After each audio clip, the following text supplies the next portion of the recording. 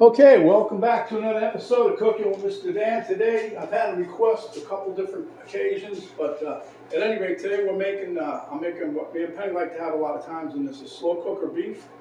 What I do is I get some meat that's on sale. Like I picked up the roast, the bottom round roast, I think it is, or shoulder roast, and picked it up for $4.99 a pound. It was a couple weeks ago, it was only $3.99 a pound, but that's on sale. Regular price, I think, is $7.99 a pound. Anyway, I got that plus 2 additional pieces of meat that were reduced for quick sale.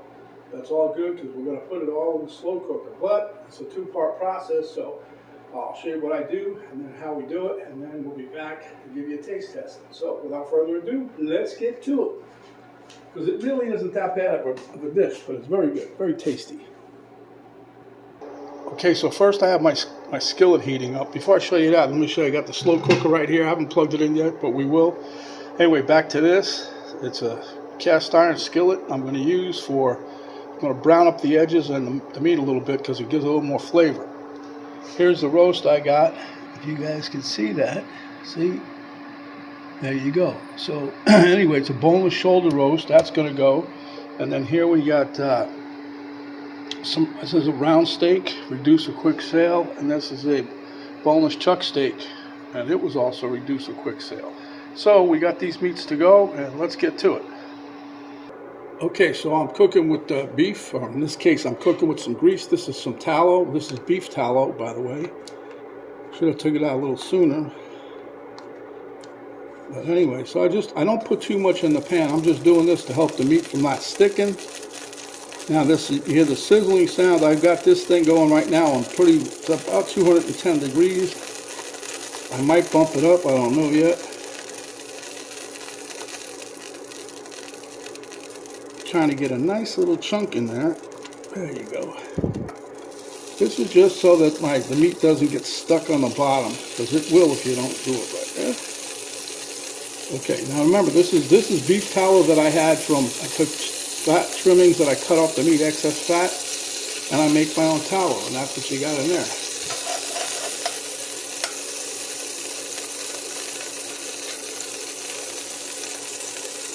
Okay, so I'm going to put the smaller pieces in first because they cook faster. And what we're trying to do is that myelin reaction, whatever the hell it's called. Anyway, this is your round steak, fried round, and we're going to put that in. Now that's a sizzle, huh? Now while that's sizzling away, I'm going to take a little bit of my said grease here. I'm going to put that in the bottom of the slow cooker. Okay, as you can see, I got a little bit of color here. That's what we're looking for. It also seals in some of the juice. We don't want that really to seal everything. And I'll show you as we go along. Okay, now I'm going to do the fat side. This is see the fat there? We're going to turn that over onto the heat.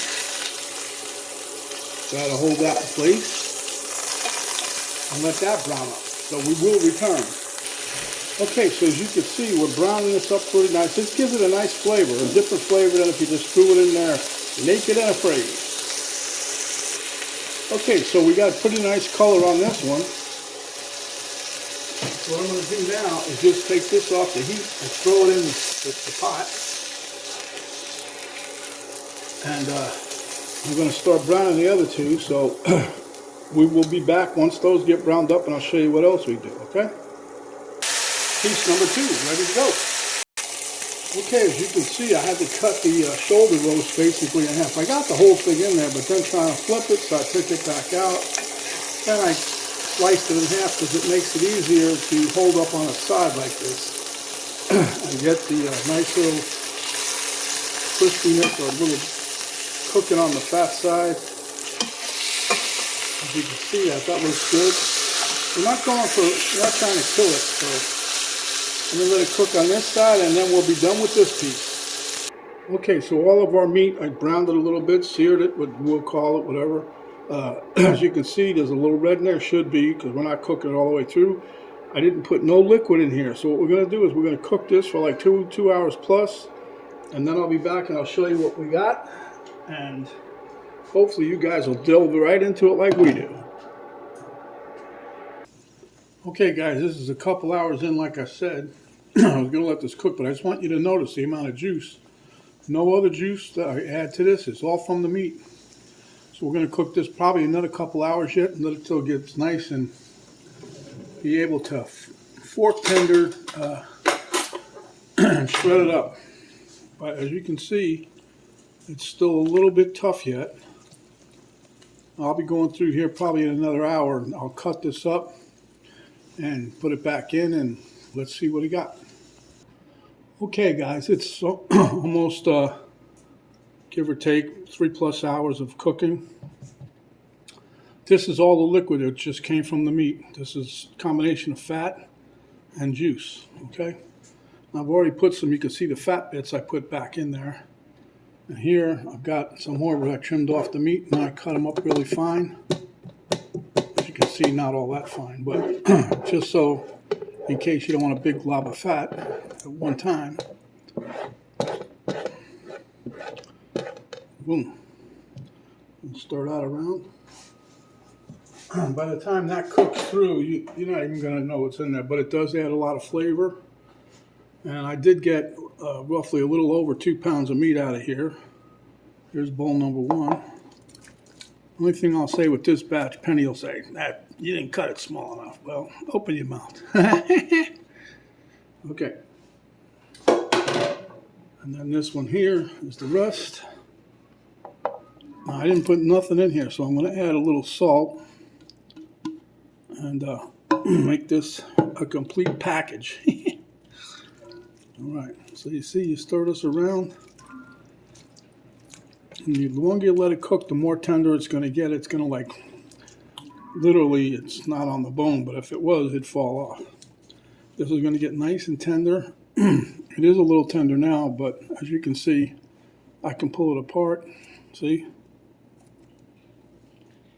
It's got a little chew to it, but that's why we let it cook more. This is just in its own juice. I didn't add no water. Didn't make no broth. I'm going to make some bone broth next week. Some beef bone broth. Let me put some salt in here.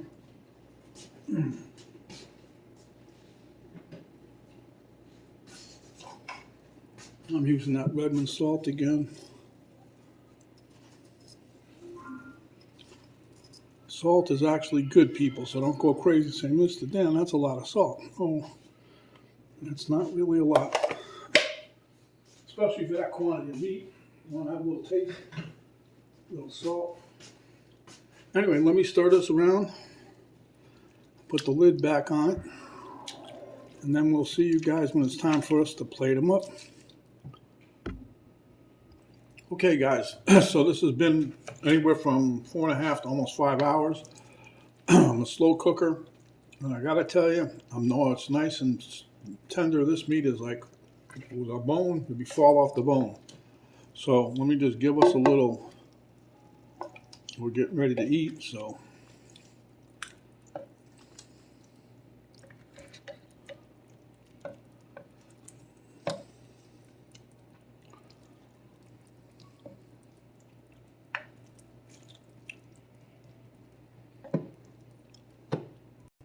Okay, guys, trust me, this definitely has enough fat content in here, but I do like the flavor of the butter. So I mix a little butter in here. This is just my preference. My wife usually puts cheese of some sort on top of hers.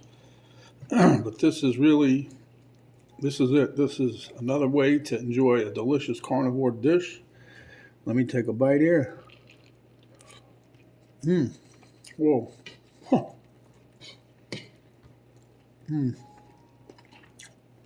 Now I remember all the salt I put on there.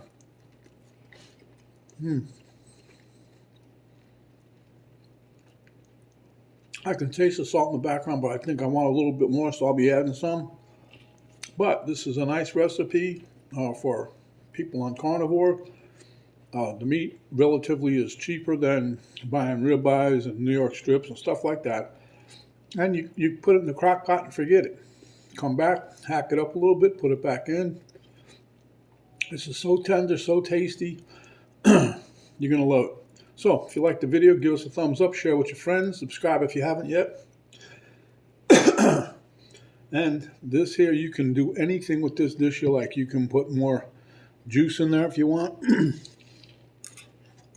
You can put different spices. I'll just stick with the salt. I added butter. Delicious. So my friends, stay hungry. When you are, come back and we'll give you another delicious, delicious dish just like this. This is Mr. Dan saying thanks for watching, and we'll see you on the next carnivore recipe. We're out for now.